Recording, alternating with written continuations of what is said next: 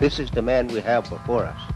Today, to whom praise is due, Master Farad Muhammad is that man that have the wisdom or the knowledge, excuse me, of how the creation took place in the first place. What I mean, the creation of the universe, how it took place, and how life and everything began, down to 6,000 years of Mr. Yaqub and his world, and the knowledge of the world to come, of which he himself is the God of. He's the God of the next world. He's planted it now. And that world that he will set up, we see now gradually merging in.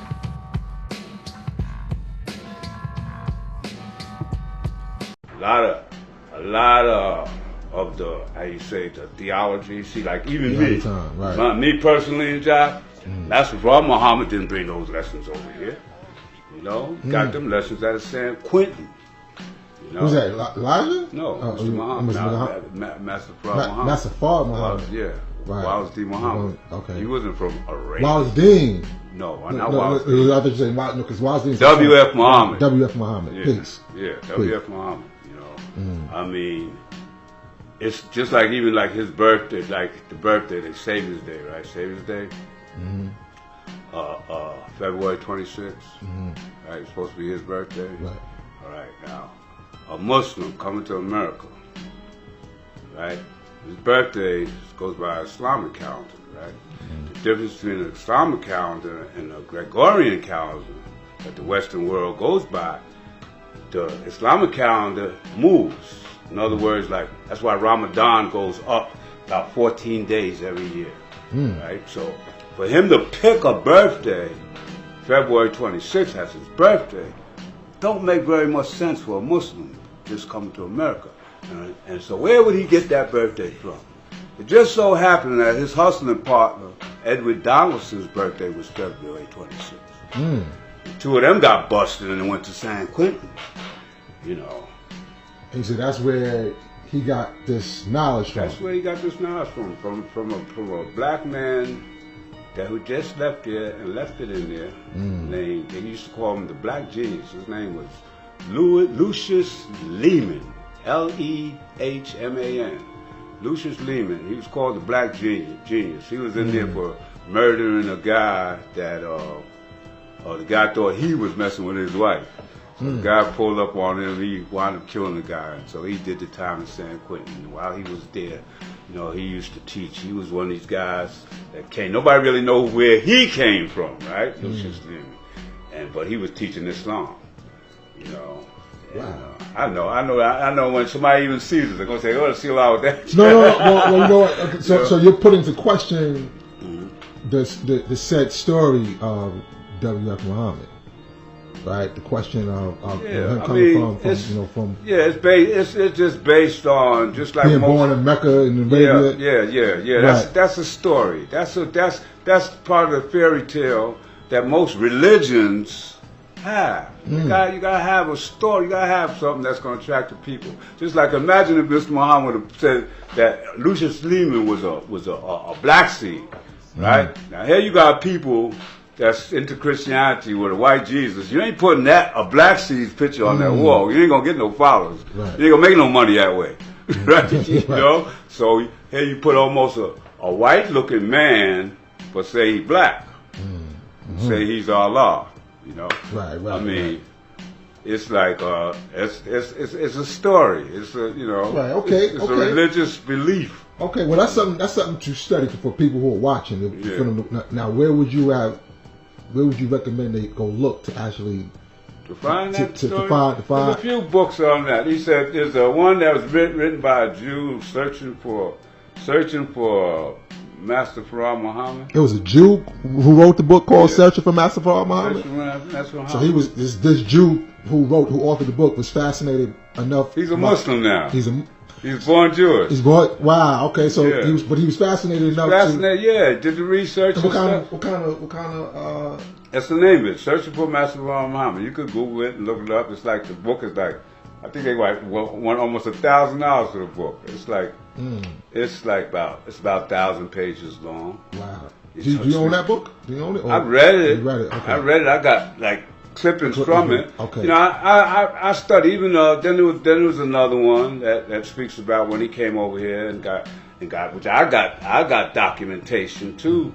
That when he came over with his brothers, just like today. Look at today, right? When you go out there and you see these vendors selling or whatever they selling, halal trucks and all like that. Right. Well, when the Indians, meaning East Indians, came over to this country in the late 1800s and stuff like that, when they came to America in the early 1900s, that's how they came. They came as vendors and stuff. Right. And they were selling different things, and merchants. Yeah, merchants. But when I say street vendors, that's what I mean. More than merchants. They had their little trolleys. Well, they were selling tamales back at that time. You know, like that was the big thing. Tamales. They get into populated areas and sell their tamales. Right, He was one of them.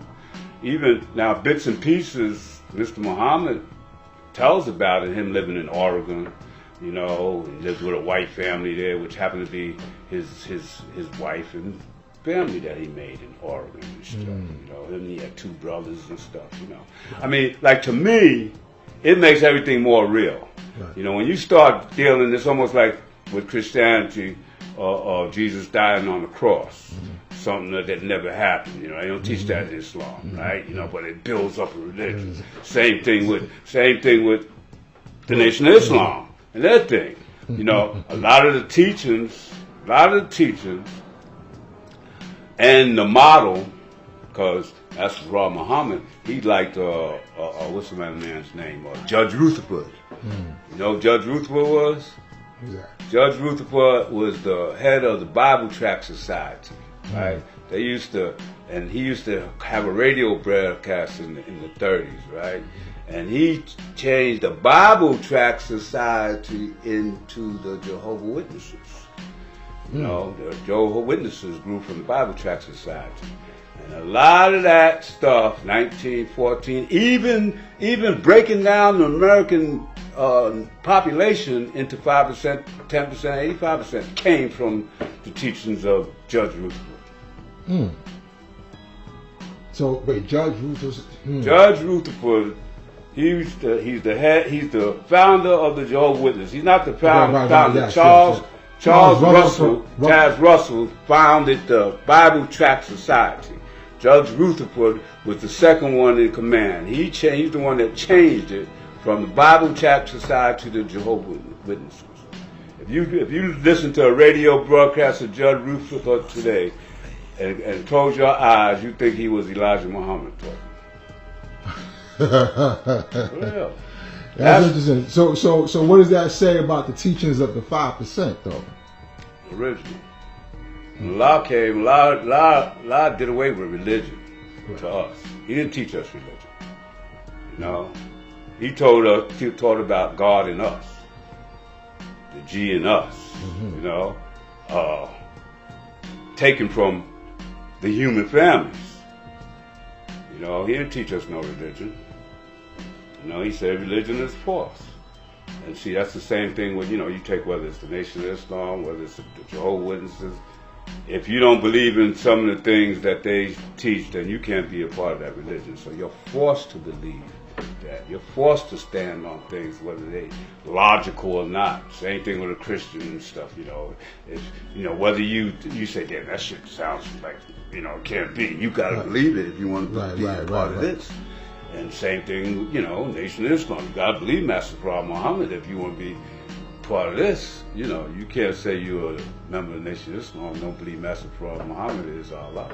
You know, for real. I mean, well, I see him as a man. He was a man who was from, according to my study, he was well studied. And that's another thing too. And taught. You ever see any of his letters?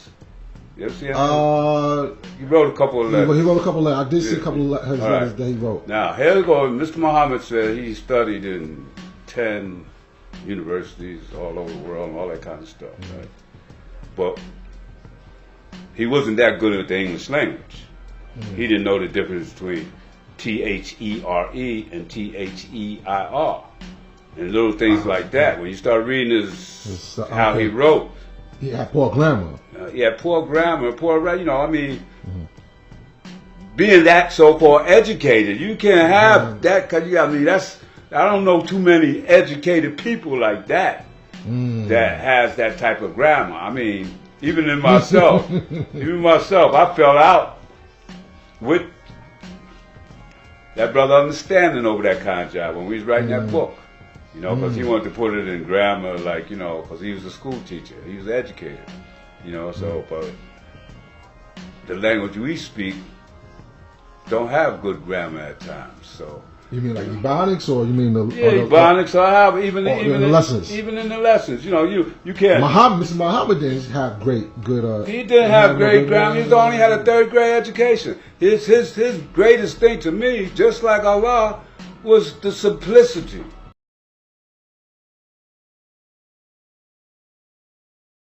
To be exposed. Satan is no spook. Satan is no spirit. Satan are men and women, highly intelligent, knowing the truth, and using their knowledge of good to trick people who are good into doing that which is evil, and then make them think the evil that they do is all right. You need help. We need help.